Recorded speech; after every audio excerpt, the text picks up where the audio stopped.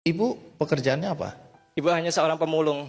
Jadi kalau untuk profesi ibu itu, jadi beliau itu dari jam 1 pagi sampai jam 7 pagi itu beliau harus mencari sampah yang bisa dikelola ibu. Seperti itu. Kemudian di jam selanjutnya ibu istirahat dan kemudian ibu balik ke rumah. Jadi gini teman-teman, karena kan kita kan dari keluarga yang sangat sederhana. Kita itu dulu pada saat bisa dengan bapak, kemudian kita untuk memutuskan untuk ngekos gitu, Mas Andi. Jadi ngekos dan ibu kan berprofesi cuma sebagai tukang rosok, dan ternyata rosok itu dikumpulkan di kos ibu dan itu ternyata mengganggu. Kemudian kita diusir.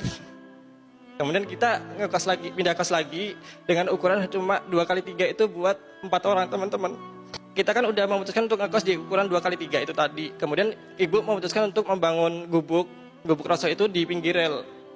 Kayak gitu, dan beberapa bulan ke depan itu kemudian gubuk ibu digusur karena kan itu juga ada pembangunan. Dengan adanya hal tersebut kemudian ibu memutuskan untuk ngekos dan itu hanya untuk dikelola sampah-sampahnya. Dan jadi kalau ibu tadi setiap hari tidurnya di kos tersebut yang hanya bisa mengelola sampah, dan itu kalau aku pikir tempatnya itu tidak layak untuk dipakai karena banyak sekali kecoa, tikus, bahkan serangga-serangga yang lainnya itu bisa berkeluyuran lah ibaratnya kayak gitu. Kerjanya itu dari jam 1 pagi sampai jam 7 pagi, kemudian balik ke rumah itu sekitar jam 11. Cuma ngasih makanan itu pun kalau ngasih makanan yang Mas Andi kadang tuh ibu tempat menitipkan kertas kecil tuh kayak, maaf ya hari ini ibu gak masak kayak gitu. Jadi ibu ini, tunggu dulu.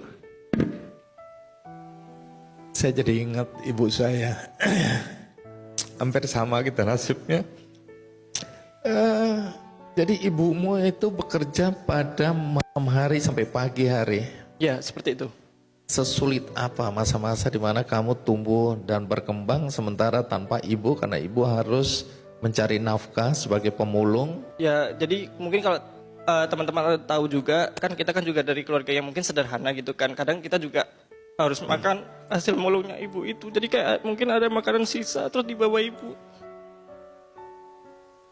Emang perjuangannya itu sangat menyedihkan mungkin karena selalu direndahkan juga sama masyarakat kayak gitu. Jadi ya terharu kalau mengingat masa-masa yang dulu.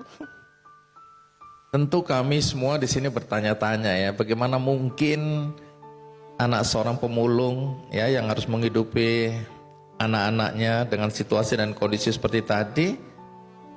Lalu kamu kok bisa sekolah sampai setinggi ini?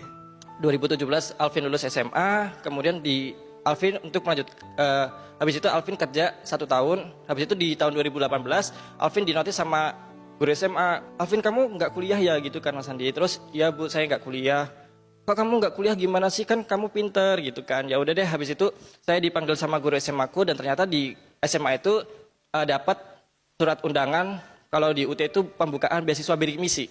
Dan itu kan prodinya yaitu hukum gitu, dan ternyata Alvin bisa bergabung di universitas dengan prodi ilmu hukum tadi, seperti Jadi itu. dapat beasiswa. Beasiswa bidik misi dari Kemendikbud. Yang juga perlu diapresiasi adalah ibu gurumu ya. Siapa nama ibu gurumu? Nama ibu guruku Bu Suranti. Masih ada sampai hari ini? Masih ada, dan beliau selalu support Alvin untuk seterusnya Pak. Seperti itu. Baik, jadi kalau Bu Suratin ini nonton acara ini, terima kasih. Karena kalau tidak karena gurumu itu, mungkin kamu sampai hari ini entah di mana ya. Karena keadaan, tapi di lain sisi ibu juga ingin tetap memulung, begitu? Ya. Baik, kalau gitu kita panggil langsung Bu Warsiti, ibu dari Alvin.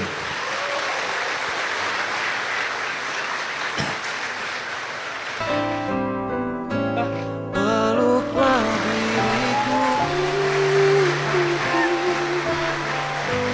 ku rindu pelayan kasihmu. Doakanlah selalu diriku untuk jalani hidup ini. Tuhan tolong jaga ibuku. Iya. Bu Warsiti, terima kasih ya sudah mau hadir ya. Masih mau kangen-kangenan? Iya Kami kan? tunggu 7 hari 7 malam nggak ada masalah. Aduh, saya juga nangis jadinya Bu, suaranya serak. Bu Warsiti ya, Iya, masih memulung Bu. masih. Kenapa? Ya saya kalau nggak nyari rosok, nggak pemulung itu nggak makan Pak. Ntar kalau dapat kita kumpulin kan buat beli beras. Menghidupin anak-anak dan keluargaku. Waktu Alvin sekolah buat saku sekolah Pak, biar anak saya sekolah. Semua anak-anak yang masih duet itu biar sekolah Pak, biar punya pendidikan. Jadi kita nyari rosok itu saya kumpulin, ntar kalau jual ya buat saku sekolah anak, buat belanja, buat beli beras itu Pak. Jadi Ibu memang tahu ya situasi dan kondisi sehingga Ibu berjuang untuk supaya anak-anak bisa sekolah dengan baik walaupun Ibu harus memulung. Iya, Kerja dari malam sampai pagi. iya sampai sore jam 4. Oh, sampai sore lagi. Iya, Buat ngelola sampah itu, Pak. milah-milah ngolah gitu loh Pak. Oh, setelah di Ya. rumah masih kerja lagi untuk memilah-milah. Iya. Ini mulung apa nih Bu? Ya botol, ya plastik, kardus gitu Pak.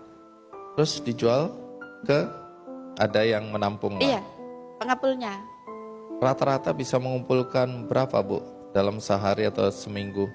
Kalau seminggu itu nggak pasti Pak, soalnya harga ya naik ya turun, kadang ya laku 500, ya 600. Nggak mesti, kadang 400. Tapi kalau buat kebutuhan ya kurang lah Pak. Alvin, sekarang dari perspektif Alvin ya, nggak malu punya ibu pemulung? Tidak, karena beliau adalah wanita cantik yang membangun kekuatan dari masalah, tumbuh kuat dengan doa, dan tersenyum selalu dalam tekanan. Seperti itu. Tapi apakah kamu dalam keseharian atau dalam kegiatan-kegiatanmu menyembunyikan siapa ibumu dan profesinya apa? Tidak pernah. Saya sangat bangga mempunyai Ibu Warsiti sebagai Ibu Alvin.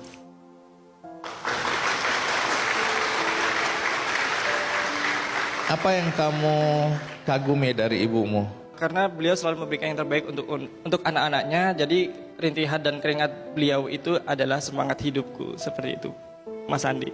Baik. Jadi ibu, sekarang ibu bisa lihat Alvin ya, Iya, sudah mau S2. iya. Ibu tahu S2 itu apa Bu? Nggak tahu Pak. Pokoknya hebat gitu aja Bu Iya, ya. saya Iya. nggak ngerti apa-apa Pak. Kalau nggak dikasih tahu dari anak saya nggak tahu. Oke. Bagaimana perasaan ibu melihat Alvin hari ini? Saya seneng Pak, kagum. Pokoknya saya senang banget senang kalau anak.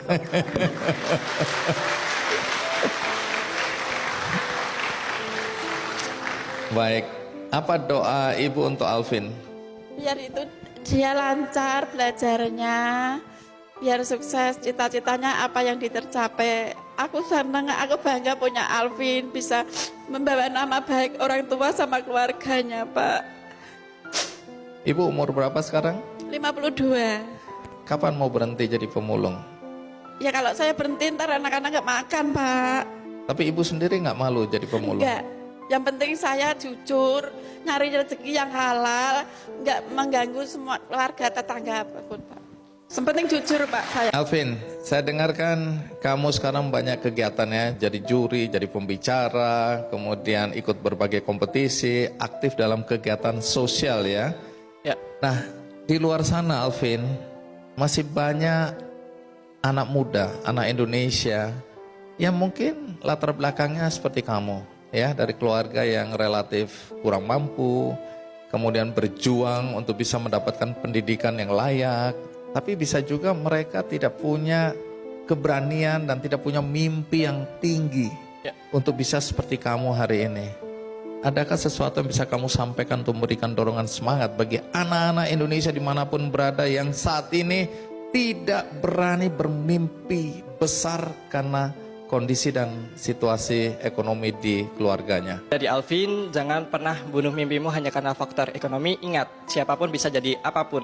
Jadilah versi terbaikmu setiap hari, karena badan boleh lelah, mata boleh basah, tapi hati tidak boleh menyerah. Kamu tidak perlu hebat terlebih dahulu untuk memulai, akan tetapi yang perlu kamu lakukan adalah memulai untuk menjadi hebat. Semakin tinggi mimpi yang kamu punya, semakin besar juga pencapaian yang kamu dapat. Dan tidak ada mimpi yang terlalu tinggi untuk dicapai, yang hanya ada niat terlalu rendah untuk melangkah. Seperti itu.